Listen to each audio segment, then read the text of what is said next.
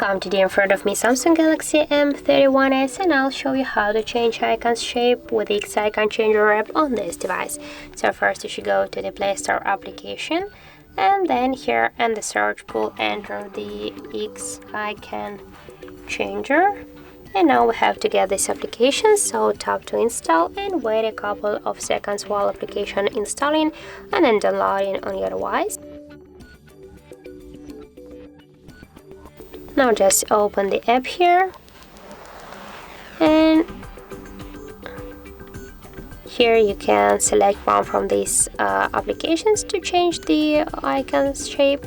For example, we can go with the contacts, just tap there. Here we can rename our application icon. I just don't want to do that, and here we got a library with our all available icons. So here we can also change our icon with the gallery our photos, or we can take a picture right now from on our camera application.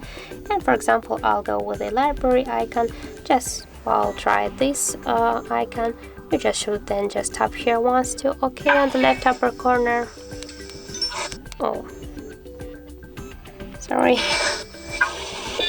And just here we should skip the ads here and tap here to add. Now we can change the next icon by the same way.